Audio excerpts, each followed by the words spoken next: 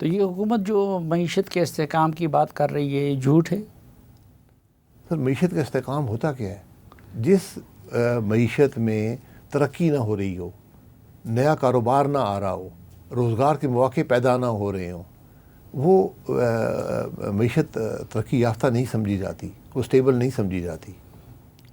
Foreign exchange reserve بڑھ گئے ہیں ہمارے، اور ریمیٹنسز باہر سے زیادہ آ رہے ہیں، اس طرح کے اشارے یہ اچھی معیشت کی نشانی نہیں ہے؟ جی اس پہ بحث کر لیں، یہ اچھی بات ہے کہ جو ریمیٹنس جو آپ کے فارن ایکسچینج ریزروز ہیں، اگر آپ ملک بند کر دیں یہ بہت بڑھ جائیں گے۔ آپ نے اپنا ملک بند کر کے فارن ایکسچینج ریزروز قائم کیے ہوئے ہیں، اور ان میں سے بھی اکثریت وہ ہے ریزروز کی جو ہمارے دوست ممالک نے رکھے ہیں، جن کو ہم استعمال نہیں کر سکتے۔ یہ ان کی مہربانی ہے کہ آپ کو استحکام دینے کے لیے آپ کے خزانے میں موجود ہیں، لیکن آپ استعمال کرنے کے قابل نہیں ہیں، اس لیے آپ کو جو بچی کچی رقم کے ذریعے گزارا کرنا پڑتا ہے جو آپ استعمال کر سکتے ہیں۔ ریمیٹنسز ایک بہت تشویشناک بات ہے، اس میں حکومت کا کوئی کامیابی نہیں ہے۔ یہ وہ لوگ ہیں، سب 16 لاکھ جو ایک سال میں گئے ہیں، جو پیسے وہاں سے اپنے گھر بھیجتے ہیں۔ یہ ایک ذمہ داری ہوتی ہے آپ کی۔ ان کے لیے حکومت کیا کر رہی ہے؟ آپ کی پوری معیشت 32 ارب ڈالر کی ایکسپورٹ کرتی ہے۔ صرف ہمارے وہ لوگ بھائی جو یہاں سے باہر گئے ہیں، نوکری کرتے ہیں اپنا ملک چھوڑ کر، اور رقم یہاں پر بھیجتے ہیں اپنے خاندان کے لیے یا کوئی خریداری کے لیے، وہ 38 ارب ہے جو فارمل چینل سے آتی ہے۔ اور میرا ذاتی خیال ہے کہ اس سے 50% یعنی 16 سے 18 ارب جو ہے ڈالر وہ انفارمل چینل سے آتا ہے۔ وہ آج پاکستان ان کے سر پہ چل رہا ہے۔ آپ کی کوئی پالیسی ہے ان کے لیے؟ آپ ان کی جو ان کو رویہ ملتا ہے، جو ان کے ساتھ حالت ہوتی ہے ایئرپورٹس پر، کبھی اس کو دیکھ لیں۔ یہ جو حالت اس ملک کی ہو گئی ہے، آپ کیا سمجھتے ہیں؟ آپ ایک سیزن پولیٹیشین ہیں، پرائم منسٹر بھی رہے، آپ کا تجزیہ کیا ہے؟ بنیادی ذمہ دار اس کا کون ہے؟ سیاستدان ہے، جرنیل ہے، بیوروکریٹ ہے، کون سا طبقہ ہے؟ سب ہے، کوئی بھی اس سے مستثنا نہیں ہے۔ زیادہ کون ہے؟ میرے سمیت، سلیم صافی سمیت ہم سب ذمہ دار ہیں۔ ہم نے جب خرابی دیکھی اس کے بارے میں بات نہیں کی، ہم نے خرابی دیکھی اس کا مقابلہ نہیں کیا۔ تو آج ماضی ہم ڈھونڈتے رہتے ذمہ دار کون ہے؟ ذمہ دار صاحب ہیں، یہ بات طے ہو گئی نا، اس کو چھوڑیں۔ ٹھیک، اس سے سبق حاصل کریں کہ ہم نے کیا خرابیاں کی ہیں۔ ہمیں ہماری بدقسمتی یہ ہے کہ وہ خرابیاں بھی نظر نہیں آتی ہمیں کہ ان سے ہم سبق حاصل کر سکیں۔ جب آپ اپنا اصول پہ کمپرومائز کر لیتے ہیں، اپنا ضمیر بیچ دیتے ہیں، پھر آپ کو خرابی نظر نہیں آتی۔ یہ قدرت کا نظام ہے۔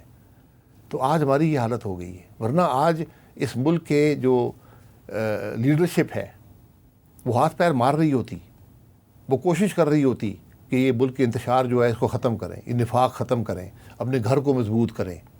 ہم کوئی کوشش نہیں کر رہے، ہم تو مزید کوشش کر رہے ہیں کہ ملک کے اندر نفاق پیدا ہو، ملک کے اندر انتشار ختم نہ ہو۔ ہم نے سیاست کو دشمنی میں بدل دیا ہے، نفرت میں بدل دیا ہے۔ یہ چیزیں آپ نے درست کرنی ہیں۔ اس میں کس نے زیادہ کردار ادا کیا؟ سر سب نے کردار، کس نے 19-20 کا فرق ہوگا، اس سے کیا فرق پڑتا ہے؟ 1% بھی ہو تو خرابی ہے۔ یہاں تو سارا معاملہ ہی آپ کے سامنے خراب ہے۔ میں مایوسی کی بات نہیں کرتا، لیکن میں تشویش کی بات کرتا ہوں کہ آج کم از کم فکر، اگر آپ سمجھتے ہیں کہ کوئی مسئلہ نہیں ہے، پھر آپ حکومت کیوں نہیں چلتی آپ کی؟ اچھا، حل کیا ہے؟ ری الیکشن؟ سر الیکشن سے عوام کا اعتماد اٹھ گیا ہے۔ جو 18 اور 24 کے الیکشن میں ہوا ہے، اس کے بعد الیکشن نہ ہی کرائے تو بہتر ہے، یقین کریں۔ آپ نے سروے دیکھا ہے، مارچ کا ایک سروے ہے، 82% لوگوں نے کہا، اور وہ اچھا سروے تھا، بڑا سیمپل تھا، اچھے ادارے نے کیا تھا، 82% لوگوں نے کہا کہ ہم الیکشن کو ملک کے مسائل کا حل نہیں سمجھتے۔ نہیں تو پھر کیا کیا جائے؟ پھر آج بیٹھے ایک ٹیبل پہ بیٹھے، نظر آئیں لوگوں کو، کون کون بیٹھے؟ سارے سیاستدان ہیں، 4-5 سیاستدان ہیں، فوج کے سربراہ ہیں، جوڈیشری کے سربراہ ہیں۔ یہ آج ملک کے معاملات پہ اثر انداز ہیں، وہ مانے یا نہ مانے۔ تو وہ پھر ادھر کہتے ہیں کہ جی آئین میں فوج کے سربراہ کے بیٹھنے کی گنجائش نہیں ہے، بالکل گنجائش ہے، کہاں لکھا عدلیہ نہیں کے ہے، سربراہ کی نہیں ہے، کہاں لکھا نہیں ہے۔ NSE کا فورم موجود ہے، اس کے علاوہ بھی آپ بیٹھ سکتے ہیں، ملک کے مسائل کے حل کے لیے کسی وقت بھی بیٹھ سکتے ہیں۔ غیر معمولی حالات ہیں آپ کے ملک کے۔ یہ کون سی بات ہے کہ فوج کے سربراہ کی گنجائش نہیں؟ کہ فوج کا سربراہ پاکستان کی فوج کا سربراہ نہیں ہے؟ تو عمران خان صاحب کیسے بیٹھیں گے؟ بٹھائیں، ان کو جیل سے لے آئیں؟ جیل سے آپ پیرول پہ لے آئیں، کون سی مشکل بات ہے؟ ایک سیاسی جماعت ہے، بڑی سیاسی جماعت ہے، کل تک اقتدار میں تھی، آج بھی اس کی ایک بڑی حیثیت ہے، ایک صوبے کی حکومت ان کے پاس ہے. ایک دوسرے کو ماننا پڑے گا نا. کل ہم دشمن تھے، آج عمران خان صاحب دشمن ہیں. ٹھیک ہے. آپ کہتے ہیں کہ یعنی یہ ملک کے 4-5 بڑے اور آرمی چیف جی جی جی اور چیف جسٹس جی یہ لوگ بیٹھیں اور کوئی حل نکالیں. حل نکالیں. پہلے یہ مظاہرہ کریں کہ ہمیں اس ملک کی فکر ہے. ٹھیک. ہم سمجھتے ہیں کہ ملک کے حالات خراب ہیں، ہمارے پاس یہ حل ہے.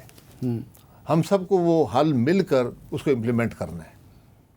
یہ ہم ٹکڑوں میں نہیں کر سکتے کہ آج میں یہاں ترمیم کر دوں، کل میں وہاں قانون پاس کر دوں، میں ادھر یہ کام کر لوں، ادھر وہ. اس طرح نہیں ہوتا. حل کیا ہے جو وہ تلاش کرے؟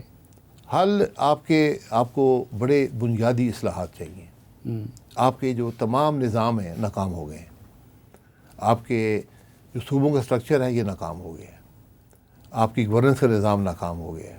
آپ کی بیوروکریسی کا نظام ناکام ہو گیا ہے. آپ کے رشتے جو ہیں وفاق کے اور صوبوں کے وہ ناکام ہو گئے.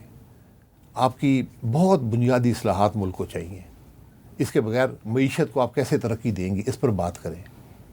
ہمارے تعلقات جو دوسرے ممالک سے ہیں وہ کیسے ہونے چاہیے. اب آپ کے پاس فیصلے ہیں اور یہ مشکل فیصلے ہیں. آپ پہ دباؤ آئے گا کہ اب ہمارے ساتھ ہیں یا نہیں ہیں. تو ان کے فیصلے اگر ایک ملک کی لیڈرشپ بیٹھ کر کرے اس کی طاقت اور ہوتی ہے. اگر آپ بند کمروں میں کریں گے اس کی وہ کمزوری ہوتی ہے. یہ ماضی کا سبق ہے.